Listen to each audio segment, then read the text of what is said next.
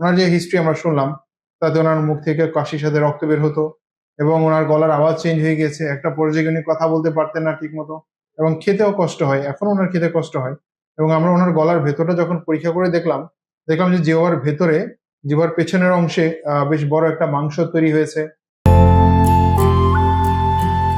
আসসালামু আলাইকুম রহমতুল্লাহ। আমাদের সাথে যারা আছেন সম্মানিত দর্শক, আমরা আপনাদেরকে ছোট্ট একটা বিষয়ে সতর্ক করার জন্য আজকে আমাদের সম্মানিত পেশেন্ট যিনি আমাদের সাথে আছেন মাসুদ আলম সাহেবকে নিয়ে একটু আপনাদের সামনে এসেছি। মাসুদ আলম সাহেব, জি, আপনার কি কষ্টের কারণে আপনি আমাদের কাছে এসেছিলেন কিনা ডাক্তারের কাছে গিয়েছিলেন, একটু আমাদেরকে সংক্ষেপে বলেন। আমি কথা বলতে পারছি না, কণ্ঠ পাল্টে গেছে। হুম। খানা খাইতে পারছি না, খানা বাজে, নরম কতদিন ধরে খানা এই খাই। সমস্যা হচ্ছিল আপনার? এটা তো ধরেন 27 মাস ধরে এই 7-8 সমস্যাটা মাস ধরে। হইতেছে, আপনি 7-8 মাস আগে থেকেই সমস্যা শুরু হয়েছে। শুরু তো হয়েছে। ডাক্তারের কাছে গেছেন কতদিন পরে? যাচ্ছি না, আমি তো বিমান থেকে নামছি, আরে প্রথমে ওইটা যে সৌদি ছিলেন আপনি, সৌদি থাকাকালীন সময়? জি, আচ্ছা, সৌদি থাকাকালীন সময় আপনার কষ্টটা শুরু হয়েছে নাকি সৌদিতে যাওয়ার আগে আপনার সমস্যা হচ্ছিল? শরীর থেকে নামছি, আরে বেশি শুরু হয়েছে আর কি। বেশি শুরু হয়েছে তখন? তখন কথা সৌদি বলতে পারি না, তখন ওখান থেকে সমস্যা হয়ে তো পাঠাই পাঠায় দিচ্ছে। দিচ্ছে ওরা আপনাকে? জি, তাহলে ওই সমস্যাটা আপনি অনুভব করছেন সৌদিতে যাওয়ার পরে?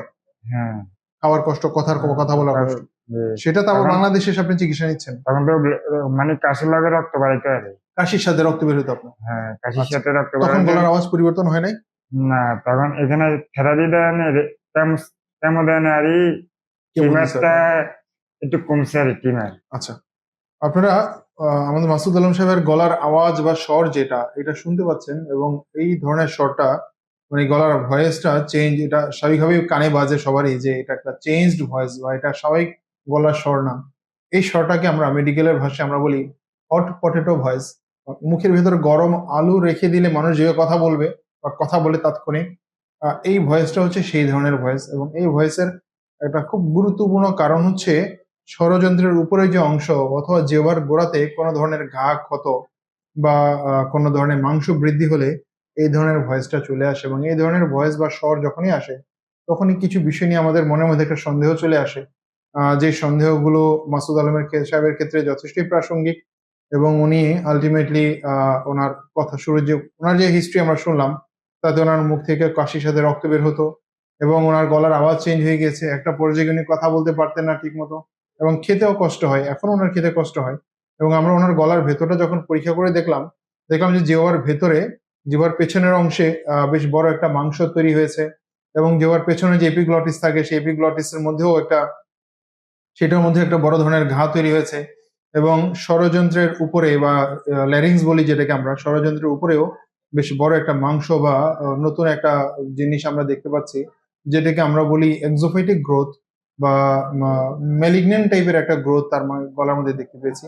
এবং এখান থেকে তার মাংস নেওয়া হয়েছে, মাংস পরীক্ষার রিপোর্টে এখানে ক্যান্সারের জীবাণু পাওয়া গিয়েছে এবং পরবর্তীতে উনি থেরাপি নিচ্ছেন। 4টা কেমোথেরাপি নেওয়া হয়েছে এবং উনি রেডিওথেরাপির জন্য প্রসিড করবেন।